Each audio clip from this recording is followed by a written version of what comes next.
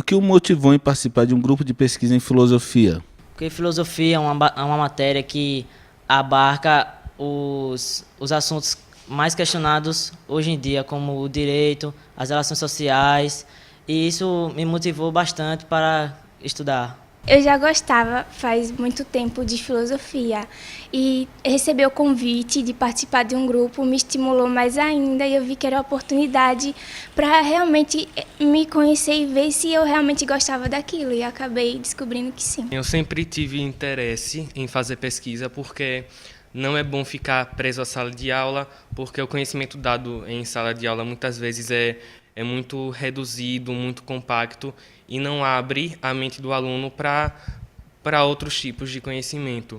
Então, fazer pesquisa científica é talvez o melhor modo já começar no ensino médio a fazer pesquisa para abrir a mente para todo tipo de conhecimento e também para aprimorar a visão crítica sobre o próprio conhecimento que está sendo absorvido.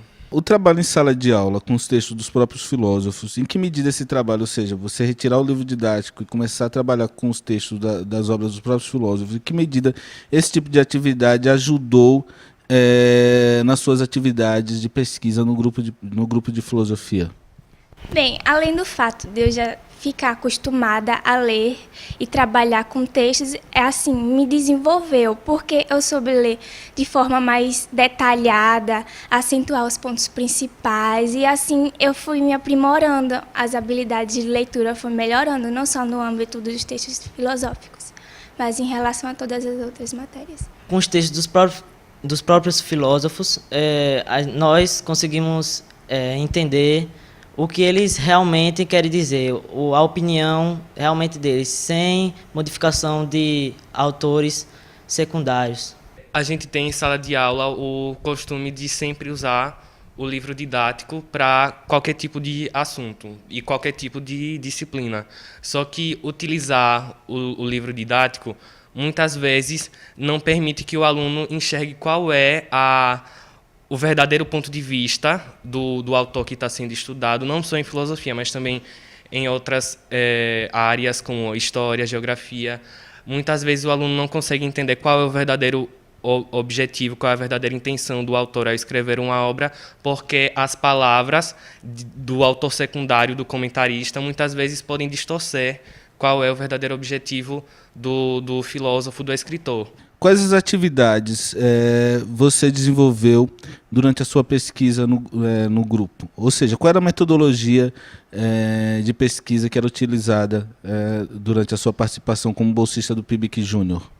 Trabalhava várias obras de vários autores que estavam em debate em vários grupos. A gente sempre se reunia, fazia fichamento individual, cada projeto, debatia esses fichamentos, as conclusões, a relação que existia entre as obras, além das apresentações que teve na UFES e em outros lugares também. Nós temos reuniões periodicamente com os nossos orientadores. Nós fazemos fichamentos, redigimos textos e apresentamos nosso trabalho em palestras, em encontros, em apresentações. O bolsista lia o texto original do autor, produzia uma síntese, ou seja, aí já era testado o poder de síntese do bolsista. Sintetizar os principais pontos de vista e as principais ideias daquele filósofo naquela obra. A gente levou essas sínteses para compor relatórios, o parcial e o final, e nós também utilizamos esses nossos escritos para compor artigos que em seguida foram apresentados em feiras de ciências, em congressos, em semanas de filosofia, e nós apresentamos esses artigos com graduandos e com pós-graduandos. Todo mundo estava ali apresentando seu trabalho, e o fato de um aluno ser do ensino médio e os outros da graduação, isso não atrapalhou a recepção do artigo produzido. Reinaldo, como foi participar da Feira de Ciências, do Cienarte, que sua equipe participou? Como é que você entendeu essa experiência? Essa apresentação foi muito importante porque foi uma experiência onde nós apresentamos trabalhos para pessoas do nosso cotidiano, tivemos que ensiná-las e a elas como é, na verdade, as coisas que nós aprendemos com nossos orientadores, como o direito civil, a relação com a natureza e o homem. Isso foi muito importante para conscientizá-las. Você fez parte de uma equipe que foi premiada em segundo lugar na Feira Estadual de Ciências, que é o Cienarte. Qual foi a sua reação com essa premiação? Feliz? Você tinha expectativa de ser premiada? Ou seja, como foi que você reagiu a essa colocação? Bem, diante de concorrentes tão fortes, eu não esperava. Eu sou positiva, então eu estava pensando que poderia haver possibilidade, já que a gente soube sair muito bem, debatendo o projeto. Agora, quando divulgou que a gente tinha ganhado em segundo lugar, foi inesperado. Eu fiquei muito surpresa, feliz e sem acreditar, mas fiquei muito feliz com isso. Não só eu, mas o resto das integrantes também. Eu e meus 2 outros colegas de equipe, a gente ficou surpreso mesmo, porque eram muitos trabalhos ali sendo apresentados e muitos envolviam toda uma arquitetura, com telescópio, com experimentos científicos.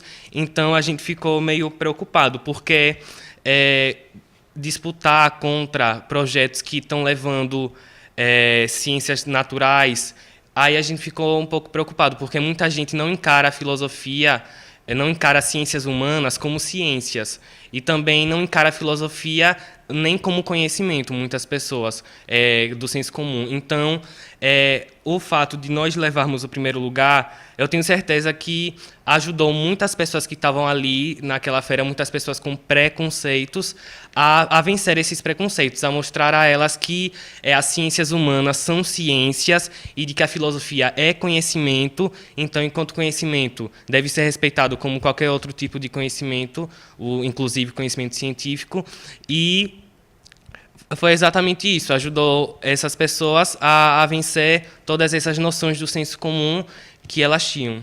Quais os reflexos que a pesquisa gerou nas suas habilidades e visões de mundo, né? O que é que mudou depois que você começou a estudar filosofia de uma maneira mais sistemática, ou seja, fazendo pesquisa, escrevendo textos e apresentando trabalhos? O que foi que mudou? Melhoramento no posicionamento crítico em relação a qualquer acontecimento social.